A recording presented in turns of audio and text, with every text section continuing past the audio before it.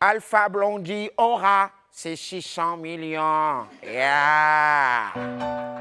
On le savait à couteau tiré avec le Bureau ivoirien des droits d'auteur depuis des années. Alpha Blondy était opposé au Burida par rapport aux droits financiers des artistes. Après plusieurs procès, les responsables du Burida semblent désormais résolus à donner gain de cause à la méga star du reggae. La révélation a été faite par Tiburce Kofi, président du conseil de gestion et de restructuration du Burida. Lors d'une rencontre au siège de Opéra News à Trècheville, le Burida, il a dit, je cite, « Le Burida doit beaucoup d'argent. On a perdu plusieurs procès qui nous valent plus d'1 milliard de francs CFA que nous devons payer comme dette.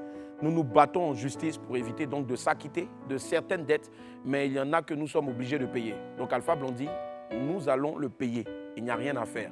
Nous avons tenté des procès, mais nous avons perdu. » Voilà, et c'est ce qu'a déclaré, comme je le disais tantôt en substance, Tiburce Kofi.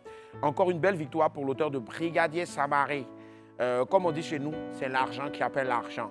Ce qui a tué Macloclo, c'est ça qui va tuer Maclacla. Yeah, man. Alpha Blondy, en tout cas, même là, j'aime trop son affaire, quoi. Voilà, 600 millions encore, ça a tombé comme ça dans sa poche. Pam. On vient de dire, ouais, ton fils Ropero ici. Tu habites vers la 2 là-bas, moi je ne suis pas loin de toi. Si tu as 500 euros, c'est pas mauvais. J'ai vu là, c'est vers la 2. Arrête ça, hein. Mon cher, quand il y a l'argent là, ça se rapproche. Abidjan est trop chaud, allez là. 13 taxis ne respectent pas la réglementation en vigueur.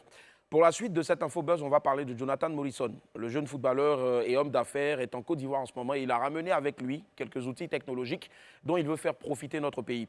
Jonathan Morrison a lancé ainsi 13 Taxi, une application de VTC, voiture de transport avec chauffeur, et l'application a obtenu une bonne réaction des internautes dans l'ensemble.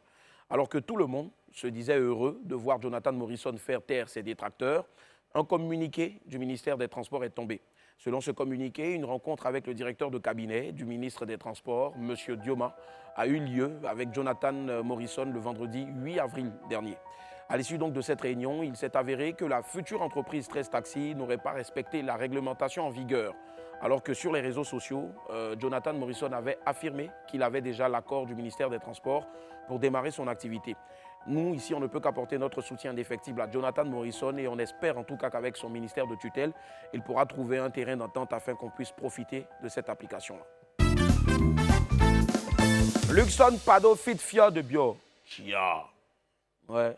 Quelqu'un me dit Chia. Chia. Bon, on ne peut pas dire c'est poisson d'avril aussi, parce qu'on n'est plus le 1er, on est le 12 avril. En saluant tant Chris Sapi.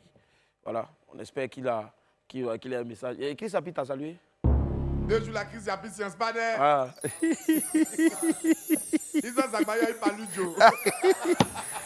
Attention, 30 secondes. C'est Luxon Pado, monument de la musique ivoirienne, célèbre bientôt ses 40 ans de carrière.